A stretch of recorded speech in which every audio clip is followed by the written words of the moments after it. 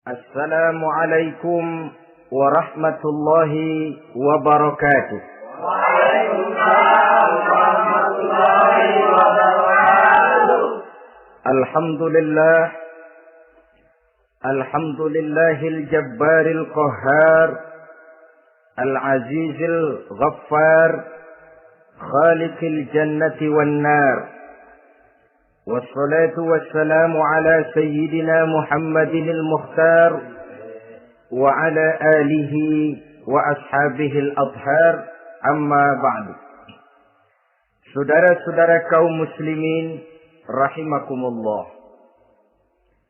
Pada pertemuan terdahulu di dalam membicarakan tentang hari kiamat, saya sudah menjelaskan bahwa setelah manusia menghadapi pengadilan Qadhi Rabbul Jalil, pada akhirnya terbagilah manusia dalam dua kelompok besar, fariqun fil jannah wa fariqun fis sa'ir. Sekelompok orang masuk ke dalam surga dan segolongan lainnya lagi masuk ke dalam neraka. Maka pada pertemuan kali ini kita akan membicarakan tentang surga dan calon-calon penghuninya. Surga dalam Al-Quran selalu disebut dengan kata-kata jannah, yang wujudnya surga itu sesungguhnya merupakan suatu tempat di akhirat nanti, yang di dalam tempat itulah Allah akan memberikan balasan berupa kenikmatan yang tiada terhingga kepada hamba-hambanya yang soleh, yang bentuk kenikmatan itu dijelaskan Allah dalam hadis kursinya. A'dadtu li'ibadiyas salihin ma la aynun ra'at wa la uzunun sami'at wa la khatar ala qalbil bashar. Aku sediakan buat hamba-hambaku yang soleh satu kenikmatan yang belum pernah dilihat oleh mata, belum pernah terdengar oleh telinga, dan belum pernah terdetik dalam hati manusia tentang kenikmatan yang semacam itu. Jadi kalaupun dalam banyak ayat-ayat Al-Quran Allah menggambarkan tentang surga yang di bawahnya mengalir sungai-sungai, jangan disamakan dan dibandingkan dengan sungai yang ada di dunia ini.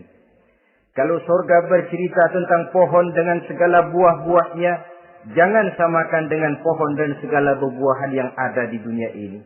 Kalau surga bercerita tentang istana, tentang tempat tidur, tentang permadani dan sebagainya, seluruhnya tidak sama dan tidak bisa disamakan atau dibayangkan dengan yang kita hadapi dalam kehidupan di dunia ini. Di sanalah manusia akan menemukan kehidupan yang hakiki, yang sebenar-benarnya, yang tidak akan pernah berubah untuk selama-lamanya. Adapun kehidupan di dunia ini, boleh saja kita katakan kehidupan yang kamuflase, fata morgana, atau dalam bahasa agama sering disebut dengan kehidupan khayali. Ia berubah, ia bertukar, ia berganti oleh pergeseran masa dan pertukaran waktu. Kita jadi orang kaya di dunia, bagaimanapun kayanya kita, kekayaan itu tidak lain adalah kekayaan khayali namanya. Hari ini dia kaya, besok dia boleh jatuh bangkrut. Tengoklah orang-orang kaya di dunia ini, yang tidak cuma sekedar memperkaya diri untuk dirinya sendiri saja, tapi kadang-kadang sudah mempersiapkan untuk anak-anaknya, untuk cucu-cucunya, untuk iparnya, untuk besannya, pendeknya untuk seluruh keluarganya.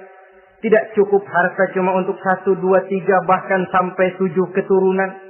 Tidak cukup dengan uang miliaran, malah triliunan. Tidak cukup dengan punya tanah yang luas, malah gunung dibeli, laut dibeli, langit pun kalau dijual mau dibeli. Sudah melampaui batas yang dinamakan kewajaran, dihinggapi penyakit rakus bin serakah alias tamak. Lalu menghalalkan segala macam cara untuk mencapai harta, padahal itu tidak lebih dari bayangan khayali. Harta yang banyak itu mampukah menolak penyakit yang hendak datang?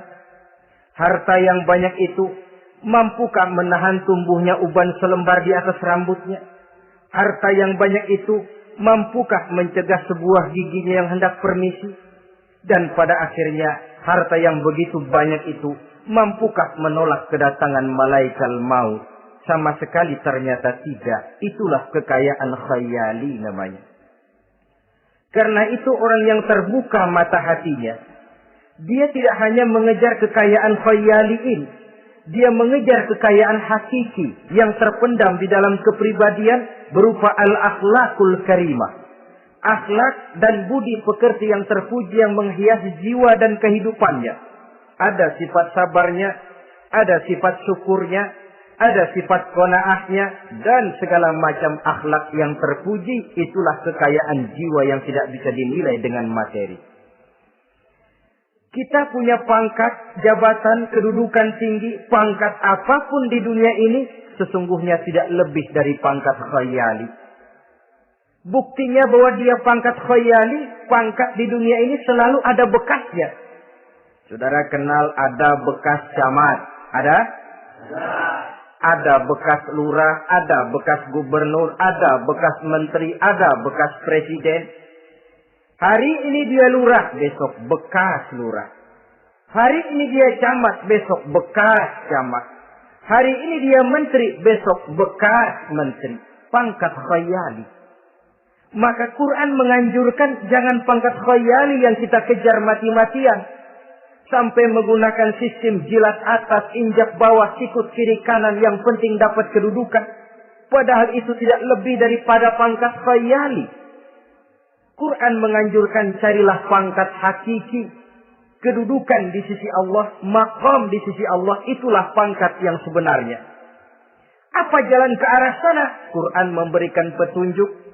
Wa minal laili fatahajjad bihi nafilatan lak. Asa ayyab'asaka rabbuka maqaman mahmuda.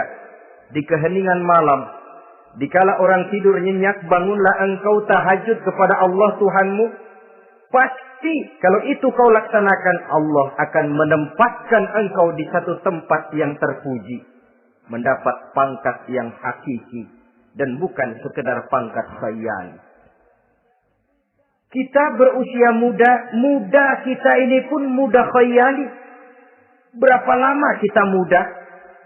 Hari berubah jadi minggu, minggu bertukar menjadi bulan, bulan pergi datanglah tahun. Pergeseran masa dan pertukaran waktu membuat kita jadi berubah. Kulit yang tadinya kencang jadi lentur dan keriput. Segalanya berubah. Oleh karenanya, pada kehidupan di surga nanti, orang akan menemukan kehidupan yang hakiki. Yang tidak akan pernah berubah untuk selama-lamanya. Nah, kita akan mulai dengan menjelaskan bagaimana sebenarnya keadaan surga itu. Pertama, luasnya. Berapa sih luasnya surga? Dengan logika, sekarang ini dunia dihadapi dengan kekhawatiran terhadap peledakan penduduk yang nyaris tidak terkendali. 5 miliar lebih jumlah manusia yang nongkrong di permukaan bumi. Tapi sesungguhnya planet bumi yang kita tinggali ini cuma satu planet kecil dari 9 buah planet yang berada dalam sistem tata surya matahari yang lazimnya kita namakan galaksi. Selain tata surya matahari yang namanya galaksi itu, masih terdapat lagi galaksi-galaksi lain yang dengan sendirinya juga dikitari oleh planet-planet lain. Dan bumi kita yang kita tinggali ini, yang dihuni oleh tidak kurang 5 miliar manusia, hakikatnya cuma setitik debu di tengah angkasa alam yang luas ini. Oleh karenanya, di dalam surah Ali Imran ayat 173, ayat 133, Allah Subhanahu wa taala menjelaskan, "Wasari'u ila maghfiratin min rabbikum wa jannatin 'arduha as-samawati wal ardu u'iddat lil muttaqin." bersegeralah kamu menuju ampunan Allah dan surga yang luasnya seluas langit dan bumi. Seluas langit dan bumi. Sedangkan langit oleh mata telanjang ini kan tidak pernah kelihatan. Yang nampak oleh kita biru di atas itu cuma batas titik pandangan manusia yang terjauh. Dan konon itu adalah refleksi sinar matahari yang menyentuh air laut, melahirkan warna biru. Sedangkan hakikat langit itu sendiri sampai hari ini belum terjangkau oleh kemajuan ilmu pengetahuan. Sejauh-jauhnya manusia pergi baru ke bulan. Mungkin dalam beberapa tahun mendatang dia akan pergi ke planet-planet Mars dan planet-planet lainnya. Tapi itu masih terbatas dalam sistem tata surya matahari atau galaksi kita ini. Belum lagi sampai kepada langit yang pertama. Surga yang disediakan untuk orang-orang saleh ini luasnya seluas 7 lapis langit dan bumi. Jadi saudara tidak usah berpikir khawatir di surga nanti kehabisan kapling. Di dunia ini saja masalah tempat tinggal sekarang ini jadi masalah pelik karena memang peledakan penduduk seiring dengan perkembangan tentang lapangan kerja yang harus disiapkan, sekolah yang mesti disediakan, sarana pendidikan yang harus disiapkan, rumah sakit untuk menjaga kesehatan, dan kompleks betul masalahnya. Tetapi di surga nanti arduhas samawati wal ard, luasnya seluas 7 lapis langit dan bumi. Satu keluasan yang hanya Allah saja yang maha tahu tentang batas-batasnya. Itu tentang luasnya surga.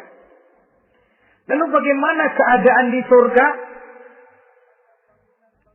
Apakah ada bangunan-bangunan, taman-taman, kebun-kebun? Tentu ada. Di surga ada kebun yang tanamannya berupa tumbuh-tumbuhan dan menghasilkan buah-buahan yang buah-buahannya pun boleh dimakan oleh manusia karena tidak akan pernah ada larangan lagi dalam kehidupan di sana. Dalam surah Ar-Rahman ayat 54 misalnya kita dapati penjelasan dari Allah Subhanahu wa taala, "Wa janal jannataini dan." Begitu juga dalam surah Waqiah ayat 32 dan 33. Allah menjelaskan, "Wa fakihatin katsiratin la maqtu'atin wa la mamnu'ah." Dan di dalam surga itu terdapat buah-buahan yang sangat banyak sekali yang tidak pernah putus-putusnya, wala mamnu'ah, dan tidak dilarang untuk mengambilnya. Yang dimaksud la maqtu'ah, tidak terputus, artinya buah-buahan di surga itu begitu kita petik keluar lagi gantinya. Dipetik lagi keluar lagi gantinya. La maqtu'ah, tidak pernah putus. Lain kan pohon di dunia ini. Ini hari kita petik keluar lagi kapan? Musim tahun depan. Nungguin kita. La maqtu'ah, tidak pernah terputus buah-buahan itu. Wala mamnu'ah, dan tidak terlarang untuk memetiknya. Adakah pohon pisang? Pohon pisang ada. Anggur? Anggur banyak. Delima pun ada. Tetapi sekali lagi, bagaimanapun hakikat buah di surga cuma sama dalam nama, tapi lain dalam wujudnya. Nanti saudara pikir, di surga pisang. Di sini juga banyak kalau cuma pisang mah. Di surga anggur. Di pasar banyak anggur. Ini cuma nama yang sama. Hakikatnya tentu berbeda. Sebab kalau hakikatnya juga sama, ya nggak usah sampai ke akhirat. Di sini pun cukup. Adanya nama-nama ini cuma untuk memberikan gambaran tentang buah-buah yang ranum, yang nikmat, yang lezat, dan yang digemari oleh manusia. Dan jangan heran, kalau di dunia ini biasanya pohon itu akarnya di bawah, buahnya yang di atas. Maka di surga nanti terbalik pohon itu. Akarnya yang di atas, buahnya yang ke bawah. Sehingga orang nggak perlu tangga, Dan ngambil buah tinggal metik saja, nggak perlu naik, nggak perlu manjat, nggak perlu bersusah payah. Saudara-saudara kaum muslimin rahimakumullah. Kemudian bangunannya bagaimana? Surga itu pun bertingkat. Di dalam Al-Furqan ayat 10 Allah Subhanahu wa taala menjelaskan, Tabarakalladzi in syaa'a ja'ala laka khairan min dzalik jannatun tajri min tahtiha al-anhar wa yaj'al laka qusura. Maha suci Allah yang apabila ia menghendaki dijadikannya untuk kamu yang lebih baik daripada kehidupan dunia ini, yaitu surga yang di bawahnya mengalir sungai-sungai dan dibangunkannya untuk kamu istana-istana di dalam surga. Jadi bangunan di surga pun berbeda sesuai dengan amalan orang yang masuk ke dalamnya. Seperti halnya perumahan di dunia ini, ada yang masuk kelas pondok indah, ada juga yang masuk kelas pondok pindah. Itu kan tidak sama itu. Ada pondok indah, ada pondok pindah. Sudah pondok pindah lagi. Kenapa bisa berbeda begitu? Ya tergantung kekuatan ekonominya. Makin tinggi nilai kekuatan ekonominya, makin mampu dia mendirikan istana di dunia. Tapi di surga nanti, yang bikin mampu bukan ekonomi. Yang bikin mampu adalah amalan pada waktu hidup di dunia. Makin banyak amalnya, dengan sendirinya makin baguslah istananya di surga. Tetapi yang namanya surga, dapat empernya juga sudah lumayan betul itu. Seemper-empernya surga masih jauh lebih baik daripada sebagus-bagus istana di dunia ini. Taj Mahal, bangunan yang mengagumkan. Istana Raja Persia, bangunan yang menggiurkan. Sehebat-hebatnya istana dunia, masih jauh lebih mending empernya surga. Konon ya, menurut satu riwayat, baunya surga itu sudah bisa dicium 40 tahun perjalanan. Menurut riwayat lain, 500 tahun perjalanan. Menurut riwayat satu lagi, 70 tahun perjalanan. Baunya surga sudah dapat dicium oleh manusia. Saudara-saudara kaum muslimin rahimakumullah. Nah, di dalam bangunan-bangunan surga itu, seperti halnya terdapatlah kamar-kamar ghuraf dalam istilah Quran itu, yang juga berisi dipan, ranjang, tempat-tempat tidur yang indah-indah, dilengkapi dengan kasur-kasur yang tebal dan empuk, bantal dan permadani yang daripadanya bertahtakan emas. Terulah tempat tidur paling menggiurkan kita zaman sekarang ini yang namanya Dunlopillow atau Alga Spring Bed. Sejauh itu bayangan kita menggambarkan masih belum apa-apanya ketimbang tempat tidur yang ada di surga itu nanti. Saudara-saudara kaum muslimin, apakah juga penduduk surga makan, minum, memakai pakaian? Iya. Mereka akan beroleh gelas, piala, kendi, cerek, dan piring-piring yang terbuat dari emas dan perak. Tentu tidak usah gambarkan lagi macam emas dan perak di dunia. Emas dan peraknya akhirat, saudara-saudara. Tetap saja mana ainun ra'at, wala uzunun sami'at, wala khatara fi qalbil bashar.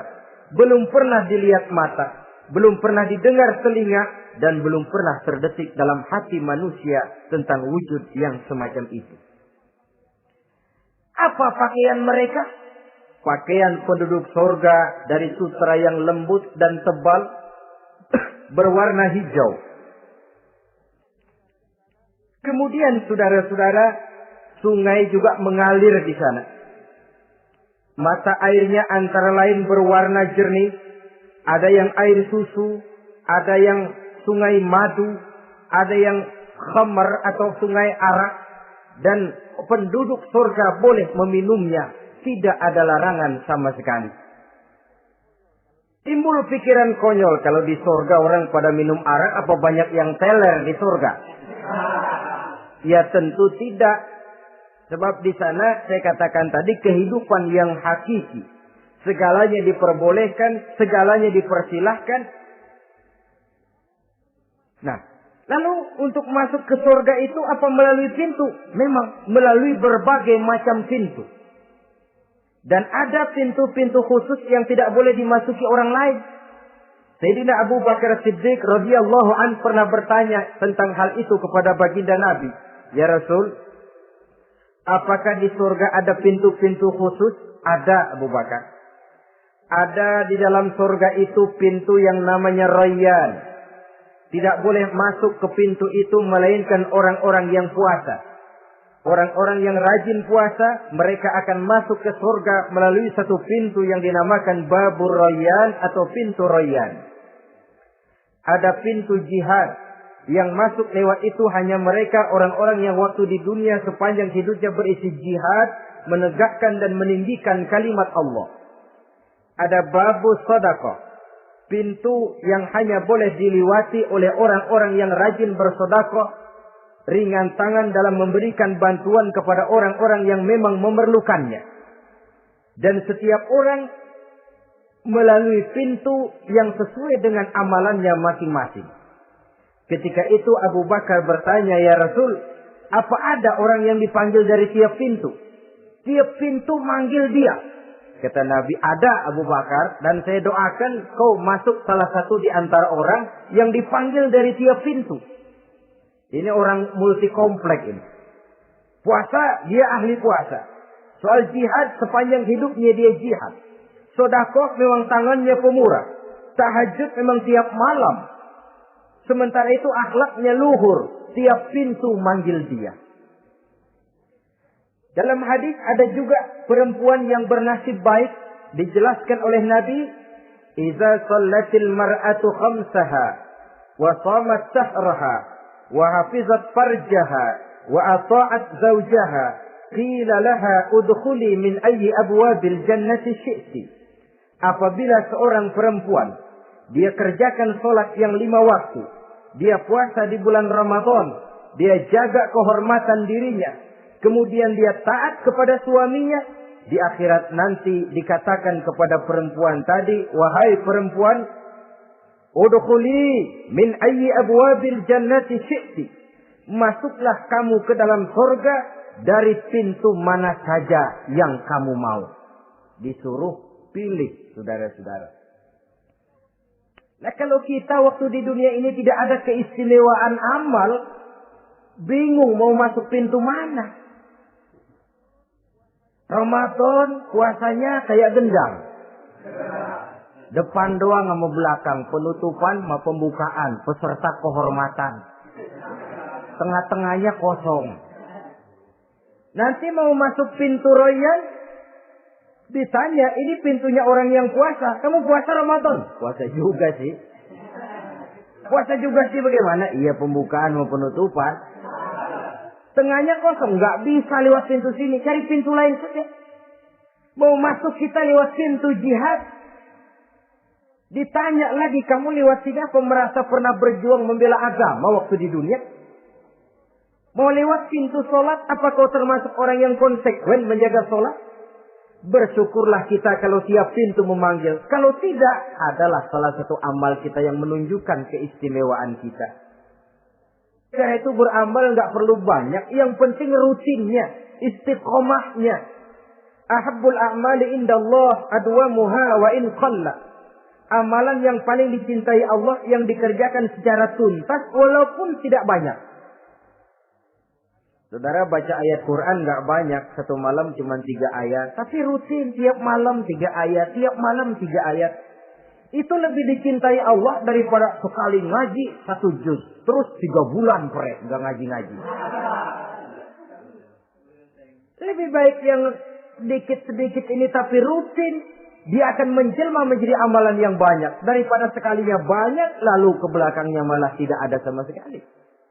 Hendaknya ada amalan-amalan kita yang menunjukkan keistimewaan dan kelak akan menjadi pintu yang kita tempuh di surga nanti. Apabila kita sudah melalui pintu-pintu surga itu dan tinggal di dalamnya, dengan pakaian, dengan perhiasan, dengan makanan dan minuman sebagai yang saya sebutkan tadi, maka kita pun dalam kehidupan di sana akan dilayani oleh pelayan-pelayan muda. Yatufu alaihim wildanun mukhalladun. Pelayan-pelayan yang muda itu keliling melayani apa keperluannya. Dan tidak pernah tua pelayan itu. Sebagaimana kita pun tidak akan pernah tua. Pendeknya sudah jadi king of king di surga ini. Jadi raja di raja. Fasilitas serba cukup. Apa yang kita mau tersedia. Tidak ada larangan. Dan pelayan seperlunya diberikan kepada kita. Nah, bagaimana keadaan penduduk surga? Dari Imam Turmuzi dijelaskan satu hadis, berkata Hasan al-Basri, ahlul jannati kulluhum abna'u salasa wa salasin sana. Mereka rata-rata orang-orang muda penduduk surga itu. Umurnya tidak lebih 33. Yang muda-mudanya, cakep-cakepnya, ganteng-gantengnya. Pantas kalau satu hari ada perempuan tua menghadap Rasul. Ya Rasul, saya ahli ibadah. Saya beriman kepada Allah. Saya cinta kepada Islam. Apakah saya akan masuk surga ya Rasul? Nabi senyum. Enggak bu, nenek-nenek enggak masuk surga. Itu perempuan nangis sejadi-jadinya. Ya Rasul, kalau gitu sia-sia tahajud saya. Sia-sia puasa saya. Sia-sia segala macam ibadah saya. Nenek-nenek enggak masuk surga ya Rasul. Sayang benar segalanya ini. Rasul kemudian menghampiri perempuan tadi. Bu, kalau yang ibu bilang itu benar, ibu masuk surga. Cuman di sana ibu balik muda lagi. Kulit nggak kempot kayak begitu. Rambut nggak putih macam begitu. Ibu nanti di surga bakal jadi muda lagi. Salasa wa salasin. Umur 33 tahun. Rata-rata seluruh penduduk surga umurnya begitu. Tidak ada yang tua, tidak ada yang anak-anak, tidak ada yang remaja, rata-rata segitu. Nah, lalu bagaimana? Di surga hati mereka menjadi satu. Di antara sesama penduduk surga. Tidak ada yang iri hati, tidak ada yang punya sifat dendam. Itu keadaan di surga. Walaupun bertetangga, yang satu bisa mengunjungi yang lain, yang satu bisa nengokin yang lain. Tapi tidak ada sifat iri hati dan dengki. Tidak ada yang satu datang ke tempat saudaranya di surga. Loh, kapling lo lebih luas dari gua. Ini nggak ada Tuhan. Tidak ada. Semuanya hati sudah menjadi satu. Tidak ada dendam, tidak ada iri hati. Kan jauh bedanya dengan kehidupan di dunia ini toh. Kadang-kadang di dunia ini begitulah romantikanya. Kita melarat, disuraki orang. Kita sedikit kaya, diselidiki orang. Ada saja yang iri, ada saja yang hasut. Dan selalu mencari cara untuk menjatuhkan kita. Di surga, hal semacam itu tidak akan kita temui. Orang tidak punya sifat iri hati dan dendam. Lalu bagaimana lagi keadaan penduduk surga itu? Mereka selalu merasa senang dan bahagia. Tiap hari, tiap saat yang dirasakan cuma itu saja. Tidak diselingi seperti kehidupan di dunia ini. Di mana senang berseling dengan susah, bahagia berganti dengan derita. Ada senyum bahagia, ada tangis menahan derita. Itu romantika kehidupan di dunia. Di akhirat itu tidak akan pernah ditemui dalam surga nanti. Orang selalu merasa senang karenanya di sana tidak ada keluh kesah. Tidak ada orang yang murung. Tidak ada orang yang narik nafas panjang sambil menghitung bintang di langit. Selalu merasa senang dan selalu merasa bahagia. Lalu bagaimana kondisi fisik mereka? Di surga tidak ada orang yang cacat. Baik ia cacat rohani ataupun cacat jasmani. Seperti yang kita temui di dunia ini, ada saja cacatnya. Kadang-kadang jasmani sehat, rohaninya sakit. Kadang-kadang rohaninya bagus, jasmaninya cacat. Di surga, orang sempurna, komplit, cukup. Tidak ada yang cacat rohani ataupun yang cacat jasmani. Kalau dalam kehidupan di dunia ini mereka cacat, bagaimana? Mereka akan utuh dan sempurna apabila masuk ke dalam surga. Dan di surga, sungguh pun mereka makan, sungguh pun mereka minum, mereka tidak akan pernah buang air. Baik air besar maupun air kecil. Sebab kalau makan dan minum di surga harus buang air, tentu malaikat harus menyediakan WC. Dan kalau surga sudah ada WC, tentu tinja yang repot. Saudara-saudara kaum muslimin, tidak buang air, juga tidak buang angin. Dan tidak sakit. Tidak terkena penyakit. Penyakit apapun namanya. Sudah di surga itu daerah bebas penyakit. Jadi barangkali kalau keluar ke halaman surga nggak pakai baju masuk angin. Tidak. Sebab di sana repot nyari duit kerokan. Segalanya sempurna, segalanya cukup. Lalu bagaimana kalau tiap saat mereka makan, tiap saat mereka minum, tapi tidak buang air? Konon keringat yang keluar dari mereka, tubuh mereka. Dan keringat yang keluar itu mengandung bau kasturi yang amat sangat harum baunya. Saudara-saudara, kemudian penduduk surga itu oleh Allah diberikan teman hidup yang namanya bidadari. Makhluk Allah yang teramat sangat cantiknya. Yang tidak bisa kita bayangkan macam apa cantiknya. Barangkali kalau kita menonton film, kita kagum dengan bintang-bintang film kenamaan yang cantiknya selangit. Itu mah belum ada seujung kukunya dari para bidadari. Mereka dalam Quran disebut azwajun mutahharah, istri yang disucikan. Apa pengertian suci di sini? Belum pernah tersentuh sebelumnya, baik oleh manusia, baik oleh jin, baik oleh malaikat sekalipun. Jadi memang orisinil, build up dari sononya belum kepake.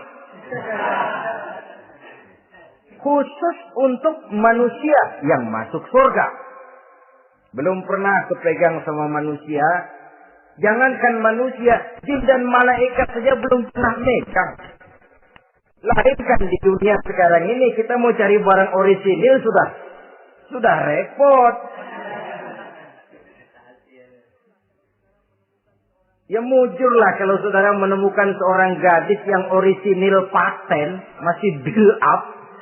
Barangkali mujur, tapi umumnya terutama di kota-kota besar, ya sudah kita dapat second hand juga masih lumayan. Kalau tidak rongsok-rongsok bener mah.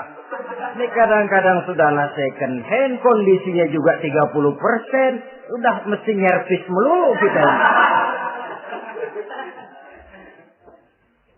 Saudara-saudara, azwajun mutahharah belum pernah tersentuh oleh siapapun. Lalu makna tahara ini, mereka selalu suci. Tidak pernah baik menstruasi atau mencret. Tidak pernah. Dan kalau perempuan kita, istri-istri kita di dunia ini kan 1 minggu dalam sebulan terkena dapat fasilitas dia untuk tidak sholat, untuk tidak ibadah, masa haid itu. Perempuan di surga yang namanya bidadari tidak akan pernah mengalami haid. Lalu apalagi keistimewaannya? Selalu perawan. Tidak pernah janda. Walaupun tiap hari dipakai, habis dipakai perawan lagi. Saudara-saudara yang saya hormati, itu diperuntukkan untuk penduduk-penduduk surga. Nah itu laki-laki itu. Iya, kalau perempuan bagaimana? Satu riwayat menjelaskan mereka akan menjadi ratu di surga. dengan segala kenikmatan yang juga tidak pernah mereka bayangkan sebelumnya. Riwayat lain menjelaskan bahwa mereka juga akan berkumpul dengan suami, istri, dan anak-anaknya jikalau mereka memang orang-orang soleh. Ada juga riwayat lemah menjelaskan bahwa mereka akan mendapat bidadara istilahnya. Saudara-saudara kaum muslimin rahimakumullah. Pendeknya surga dan seluruh kenikmatan yang ada di dalamnya tidak pernah mata melihat, belum pernah telinga mendengar, belum pernah terdetik dalam hati manusia. Oh, di surga begini kali ya. Berbeda dengan itu. Oh, bidadari begini kali ya. Kalau masih begini kali ya, masih bisa dibayangin. Ini sudah nggak bisa dibayangin. Jadi nggak usah begini ya begitu ya. Saudara-saudara, apabila orang sudah masuk ke dalam surga, bertemu dengan sesama teman waktu di dunia, surah At-Tur menjelaskan ayat 25-26, wa aqbala ba'dhum 'ala ba'di yatasaalun qalu inna kunna qablu fi ahlina musyrikin famanna Allahu 'alaina wa waqana 'adzabas samum. Apabila mereka telah masuk ke dalam surga, sebagian yang lain berkunjung kepada sebagian yang lain. Cara kita belah sono, ini teman kita dulu waktu dunia, yuk samperin yuk.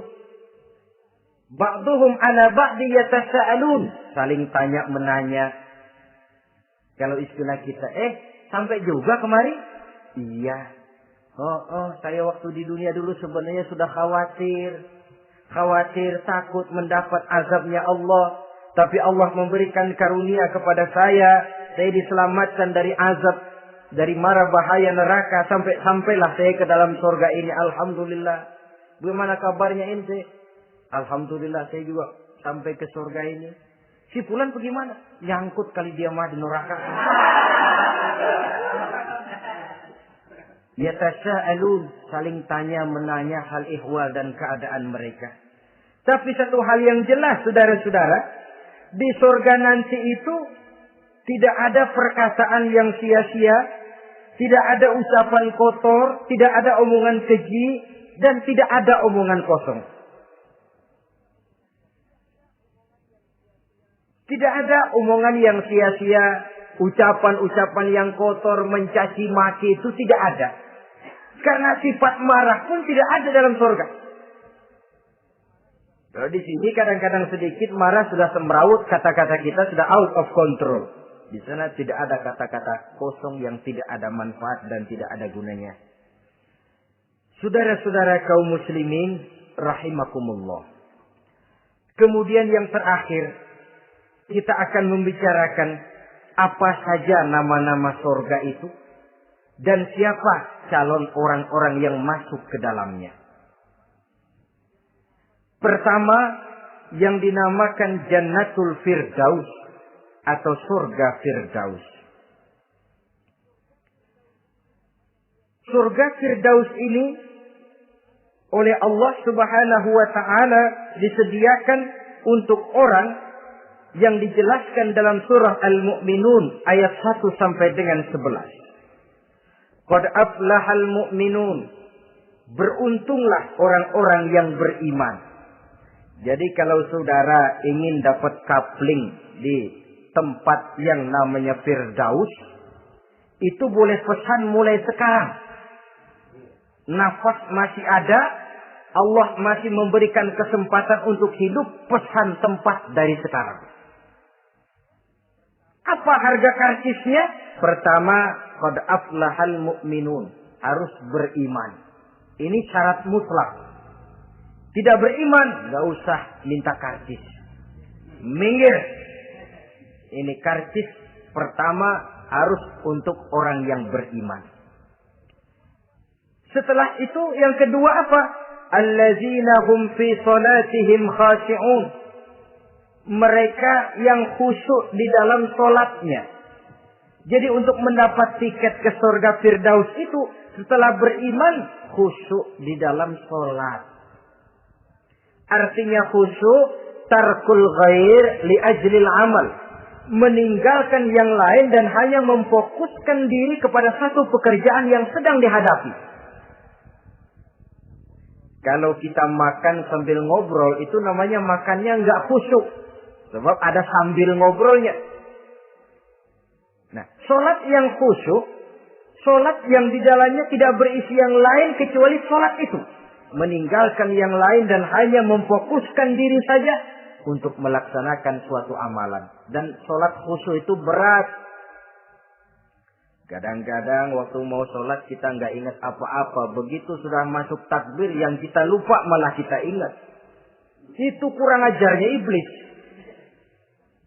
Mau sholat nyari dompet nggak ketemu, begitu takbir. Aduh, dompet di atas meja. Ini kalau sembahyang lama-lama digerataki orang nanti nih. Mulai kocar-kacir sholat kita. Makanya kata Imam Nawawi, sudah dinamakan khusyuk untuk tingkatan orang awam. Kalau pada waktu takbir dia ingat Allah. Begitu aja dulu dah tingkatan orang awam itu. Sebab yang namanya khusyuk itu hudurul qalbi wa sukunul jawarih. Hatinya ikut sholat, anggota badannya tenang tentram di waktu sholat. Khusyuk. Kalau waktu sholat garuk sono, garuk sini, kaki ketekas, ketekus. Sudah anggota badannya nggak khusyuk. Atau anggota badannya tenang tentram, nggak gerak-gerak, cuma hatinya ngayap kemana-mana. Badannya di musola, hatinya di pasar. Itu juga nggak khusyuk. Dan itu berat. Karena itu, ini syarat kedua untuk mendapat tiket ke Firdaus. Imam Ali saja pernah dites oleh Rasul. Ya Ali, saya ya Rasul, kalau kau bisa sembahyang khusyuk, aku boleh kasih kau serban.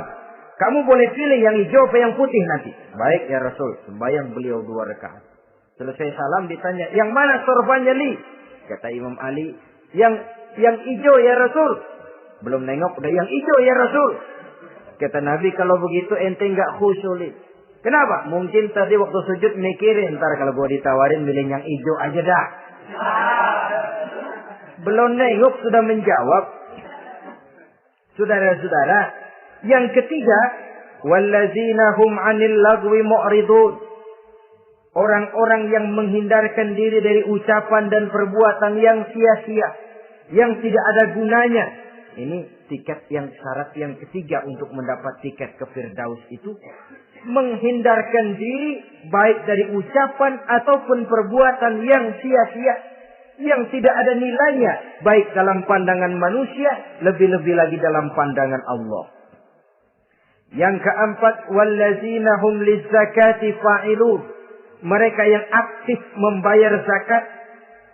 Kemudian yang kelima, wallazina hum lifurujihim hafizun illa ala azwajihim aw ma malakat aymanuhum fa innahum ghairu malumin. Orang-orang yang memelihara kehormatan dirinya kecuali kepada istrinya atau kepada budak sahayanya. Pandai mengendalikan nafsu, tidak terperosok memperturutkan syahwatnya. Yang keenam, wallazina hum li amanatihim wa ahdihim ra'un.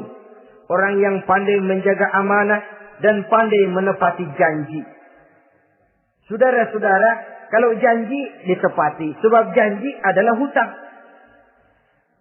Yang ketujuh, wallazina hum ala sholawatihim yuhafizun. Mereka juga selalu memelihara. Tidak cuma sekedar khusyuk, tapi memelihara sholat dengan baik. Ayat ke-11 dari Al-Mu'minun ini ditutup oleh Allah dengan jelas. Ulaika humul warisun allazina yarisuna al-firdausa hum fiha khalidun. Mereka itulah para ahli waris yang akan menerima warisan berupa surga Firdaus dan mereka kekal di dalamnya. Kalau tadi sudah kita tangkap bahwa begitu besar kenikmatan yang ada di dalam surga, ternyata barang yang mahal memang tidak mudah untuk didapat. Saudara-saudara, inilah surga Firdaus. Adapun yang kedua, nama surga itu disebut dalam Quran Jannatu Adnin. Surga Aden. Untuk siapa mereka? Dalam surah Ar-Ra'd ayat 22 dan 23 Allah menjelaskan, wallazina sabaru ibtigha'a wajhi rabbihim wa aqamus shalah wa anfaqu mimma razaqnahum sirran wa 'alaniyah wa yadra'una bil hasanati sayyi'ata ulaika lahum 'uqbad dar jannatu 'adnin yadkhulunaha. Dan orang-orang yang sabar, wallazina sabaru, orang-orang yang sabar. Sabar dalam apa? Ibtigha'a wajhi rabbihim, dalam menuntut keridhaan Allah. Sabar dalam mencari keridhaan Allah. Sujud mencari keridhaan Allah, sabar. Puasa mencari keridhaan Allah, sabar. Melaksanakan segala macam ibadah untuk mencari keridhaan Allah, sabar. Ini syarat untuk mendapat tiket ke surga Aden nanti. Jannatu Adnin. Sabar dalam mencari ridho Allah. Apalagi di zaman sekarang katanya persaingan hidup makin tajam, lapangan kerja makin sulit, mental hipokrit makin merajalela, golongan munafik alias bunglon ada di mana-mana. Kalau nemplok di daun kuning, warnanya kuning. Hingga di daun hijau, dia jadi hijau. Nempel di dahan coklat, jadi coklat. Menjilat ke sana kemari. Bukan untuk mendapat ridho Allah kadang. Tapi untuk mendapat ridho atasannya. Mendapat restu atasannya. Ini kan realita dalam kehidupan. Saudara-saudara, mencari muka. Padahal seorang muslim ibtigha'a wajhi rabbihim, sabar dalam mencari ridho Allah. Lalu wa aqamus shalah, mereka mendirikan salat. Di sini hanya pengertian umum, mendirikan salat. Kalau dalam Firdaus tadi ditegaskan tidak cuma sekedar mendirikan, tapi juga khusyuk dan memelihara. Ini mendirikan, saudara-saudara. Maaf, ada orang yang mengerjakan sholat, ada orang yang mendirikan sholat. Apa bedanya itu? Kalau mengerjakan sholat cuma sekedar gugur kewajiban. Pokoknya gugur kewajiban beres. Kadang-kadang pulang sembahyang Jumat nyabet sendal. Enggak sembahyang dia. Sembahyang. Kok nyolong sendal pulangnya? Itu baru ngerjain sholat. Belum mendirikan sholat. Kalau mendirikan sholat, selesai sholat, ajaran sholat diterjemahkan dalam kehidupan. Itu mendirikan namanya. Ada istimror, kontinuitas alias kesinambungan. Selesai sholat, akhlak sholat, ajaran sholat diterjemahkan di luar sholat. Itu makna aqamus sholat. Apalagi syarat yang ketiga untuk mendapat tiket ke surga Aden ini? Wa anfaqu mimma razaqnahum sirran wa 'alaniyah. Menginfakkan, membelanjakan di jalan Allah rezeki yang diberikan kepada mereka, baik terang-terangan maupun sembunyi-sembunyi. Maka sedekah itu terang-terangan baik, sembunyi-sembunyi juga baik kalau niatnya ikhlas karena Allah. Terang-terangan baik. Kenapa? Untuk merangsang orang lain supaya berbuat seperti kita. Bukan untuk dipuji. Bukan untuk mendapat ria. Saudara-saudara, saya yang miskin nyumbang 100.000. Saudara berapa yang kaya? Ini boleh untuk merangsang orang lain. Tapi kalau untuk ria, itu tentu dilarang oleh agama. Terang-terangan boleh. Sembunyi juga boleh. Bahkan itu yang dianjurkan oleh Nabi. Tangan kiri tidak tahu apa yang diberikan oleh tangan kanannya. Saudara-saudara, lalu yang keempat, wa yadra'una bil hasanati sayyi'ata. Mereka menolak kejahatan dengan kebaikan. Dia hanya tidak berteriak-teriak tentang kemiskinan, tapi melakukan usaha bagaimana mengatasi kemiskinan. Dia tidak hanya berteriak dengan mengemukakan berbagai macam kemunkaran, tapi mengimbanginya dengan menanamkan segala macam kebajikan. Seperti sekarang ini tuh. Air saja kalau cuma dibendung tapi tidak disalurkan kan ngebludak, jebol bendungan. Kita cuma teriak anak-anak muda dihantam oleh kebudayaan barat yang merusak moral. Tapi mana kebudayaan Islam kita? Gak pernah kita timbulkan. Musuh kita adalah kemiskinan dan kebodohan, jelas. Tapi apa langkah ekonomi yang kita lakukan untuk mengatasi kemiskinan? Dan bagaimana upaya kita meningkatkan mutu pendidikan? Kadang-kadang yang mutunya baik, mahalnya nggak kejangkau oleh lapisan rakyat yang di bawah, menengah ke bawah ini. Itu yang jadi problem. Orang yang mendapat tiket ke surga Adan ini, mereka menolak kejahatan dengan mengimbanginya, melakukan kebajikan. Tidak cuma teori, tidak cuma propaganda, tapi ada langkah konkret. Bahwa untuk membentengi kemaksiatan harus diperbanyak munkar. Untuk mengimbangi segala macam perbuatan durjana harus dikembangkan majelis taklim pesantren, menghidupkan akhlak Islamiyah dalam kehidupan sehari-hari. Wa yadra'una bil hasanati sayyi'ah. Orang semacam itulah yang akan mendapat tiket ke surga Aden atau Jannatu Adnin nanti. 2. Adapun surga yang ketiga dinamakan Jannatun Naim. Surga Naim. Naim mengandung arti penuh kenikmatan. Tiketnya sederhana saja. Al-Qalam ayat 34. Inna lil muttaqina inda rabbihim jannatu na'im. Sesungguhnya bagi orang-orang yang bertakwa kepada Allah, mereka akan mendapat balasan berupa jannatun na'im. Surga Naim namanya. Jadi tidak banyak untuk mendapatkan surga Naim ini, cuma takwa. Cuman takwa yang jadi banyak. Apa itu takwa? Sekarang ini kan takwa jadi lalap. Dan orang sering menggunakan istilah agama di zaman sekarang ini untuk maksud yang tidak sama dengan maksud agama. Padahal takwa ini jelas. Sebelum Islam datang ke Indonesia, kita orang Indonesia tidak kenal kata-kata takwa. Maka kalau harus menggunakan kata takwa, pengertiannya harus dikembalikan kepada pengertian Islam. Ini sih enggak. Orang yang mana aja kalau dilantik bertakwa kepada Tuhan yang Maha Esa, bertakwa, sampai membleh ke meja bertakwa. Tapi kalau sudah megang jabatan, kadang-kadang takwa ngalor dia ngidul. Tidak relevan lagi. Lalu apa sih yang namanya takwa itu? Sederhana saja. Imtisalul awamir wajtinabun nawahi. Itulah takwa.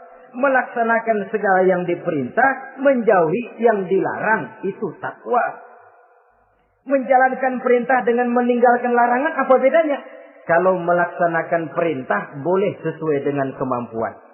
Tapi menjauhi larangan mutlak. Laksanakan perintah Allah sesuai dengan kemampuanmu. Tapi tinggalkan larangan Allah mutlak. Mampu tidak mampu, tinggalkan. Enak kalau ada perintah, jauhi larangan Allah semampu kamu. Ya enak, tinggal kita milih. Saya belum mampu ninggal teler itu. Lezat itu, belum mampu. Yang boleh semampu kita melaksanakan perintah. Sholat semampu kita. Asal jangan mampu lalu pura-pura tidak mampu. Puasa semampu kita. Jihad semampu kita. Tapi kalau sudah meninggalkan larangan mutlak, mampu tidak mampu, harus ditinggalkan. Jadi kelihatannya sederhana takwa ini, tapi masalahnya rumit. Melaksanakan yang diperintah, menjauhi yang dilarang. Dan itu tiket untuk mendapatkan surga Naim atau Jannatun Naim. Yang keempat, saudara-saudara, di antara nama surga itu ada yang disebut surga ma'wa atau Jannatul Ma'wa. Apa tiket untuk sampai ke sana? Surah An-Nazi'at ayat 40 dan 41. Wa amma man khafa maqama rabbih wa nahan nafsa 'anil hawa fa innal jannata hiyal ma'wa. Sesungguhnya orang-orang yang takut kepada larangan Tuhannya, wa nahan nafsa 'anil hawa, dan sanggup mengendalikan nafsu, sanggup mengendalikan diri dari memperturutkan hawa nafsu, fa innal jannata hiyal ma'wa. Surga ma'walah tempat tinggalnya nanti.